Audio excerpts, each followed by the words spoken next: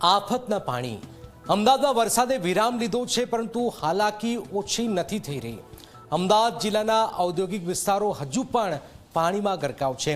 કર્મચારીઓ ટ્રેક્ટરમાં અવરજવર કરવા માટે મજબૂર છે। બાવળા વિસ્તારની સ્થિતિ ખૂબ જ ખરાબ છે। અઠવાડિયાથી ભરાયેલા પાણીનો નિકાલ નથી થઈ રહ્યો। લોકોની હાલાકીનો અંત નથી આવી રહ્યો।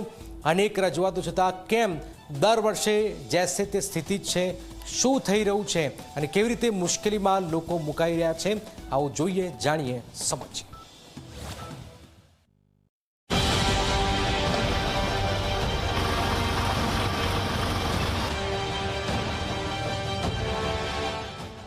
ગુજરાતની આર્થિક રાજધાની અમદાવાદમાં આવેલા ઉદ્યોગો અને કંપનીઓની હાલાકીમાં વરસાદે વધારો કર્યો। ગયા ગુરુવારે પડેલા વરસાદના પાણી આજ સુધી ઓસરા નથી। ચાંગુદર અને ગેલોપ્સ ઇન્ડસ્ટ્રીયલ પાર્ક વચ્ચે આવેલા ફાર્મા કંપની પાર્કમાં હજુ પણ પાણી ભરાયેલા છે। કંપનીઓના કર્મચારી ટ્રેક્ટરમાં અવર જવર કરી રહ્યા છે।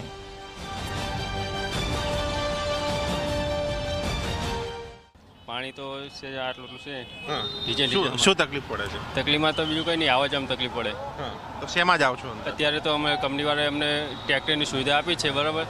તેના માટે અમને કંપનીવાળા ટ્રેક્ટરમાં લાવે છે ને ટ્રેક્ટરમાં લઈ જાય છે। દર વર્ષે આવું થાય છે? હા, દર વર્ષે આવું થાય છે। દર વર્ષે અહીંયા પાણી બહુ ભરાય છે અને જવાય એવું નહીં। 10 દિવસની રજા પડશે, સાધન કાંઈ આવે નહીં। બાઇક લઈ જઈએ તો બાઇક બંધ થઈ જાય, જવાય એવું જ નહીં। વરસાદ બંધ થઈ એક અઠવાડિયું થયું, પણ ગેલોપ્સ ઇન્ડસ્ટ્રીયલ પાર્કમાંથી પાણી ઓસરા નથી। હજુ પણ અહીંથી પાણી નીકળતા 10 દિવસ થઈ શકે છે। ત્યાં સુધી આવી રીતે ટ્રેક્ટરથી અવર જવર કરવી પડશે।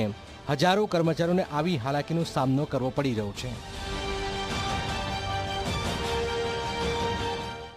5 થી 6 હજાર કર્મચારીઓ જે અહીંયા રોજ અવર જવર કરતા હોય, જે આજની તારીખમાં કરી નથી શકતા, અમને લોકોને ખૂબ તકલીફ છે। ટ્રેક્ટર ભાડું અમે લોકો આપીએ છીએ, દિવસનું અમે 2,500 રૂપિયા ભાડું આપીએ છીએ અને ભાડા આપીને અમારે આવવું પડે છે। તકલીફ બહુ જબરજસ્ત તકલીફ પડે। શું કહેવું સરકારને? સરકારને એમ કે કંઈ આનું કોઈ ચોક્કસ નિરાકરણ લાવે। આ એક વર્ષનો નહીં, દર વર્ષનો પ્રોબ્લેમ છે। દર વર્ષે અમે હેરાન થઈએ। આ લેખિત રજૂઆત બી આપેલી છે ગેલોપ્સમાં, પણ કોઈ હજુ નિરાકરણ આવ્યું નહીં। ભારે વરસાદે બાવળામાં જે તબાહી ભેરી છે તેની સાક્ષી આપતા દ્રશ્યો છે। બાવળા પોલીસ સ્ટેશન પાછળ બળિયાદેવ વિસ્તારમાં પાણીમાં છે। 100 જેટલા મકાનો અડધા પાણી સુધી ગરકાવ છે। મકાનો અને રસ્તા જળમગ્ન છે। લાઇટો ગુલ છે। ભોજનની વ્યવસ્થા ન હોવાથી લોકો પરેશાન છે।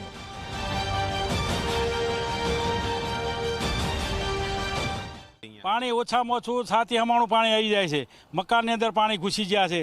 કોઈ પબ્લિક બહાર નીકળી શકતી નથી। પાણીની સમસ્યા દૂર થતી નથી, કોઈ આવતા નથી અને દર વર્ષે આવું પાણી આવે છે। એક વર્ષની દર વર્ષે આવે છે। પાણી પહેલાં બધાના ઘરમાં બધામાં અડધું પાણી હતું બધાના ઘરમાં। અને સાહેબ લાઇટ તો 10 દાડાથી નથી અને દર વર્ષે અમારા આવી પોઝિશનમાં રહી છીએ। પહેલાં પ્રથમ તો પાણી પીવાના નથી, કોઈ જમવાની વ્યવસ્થા નથી। અમે બધા લોકો હેરાન થઈ છીએ બળિયાદેવમાં। 10-15 દાડાથી તો લાઇટ નથી, વરસાદ પડ્યો તારની લાઇટ નથી। બાવળામાં વરસાદી પાણી ઓસર્યા બાદ નુકસાનીના દ્રશ્યો આપ જોઈ રહ્યા છો। બાવળા પોલીસ સ્ટેશનની બહારની રતનદીપ સોસાયટી આખી પાણીમાં ગરકાવ છે।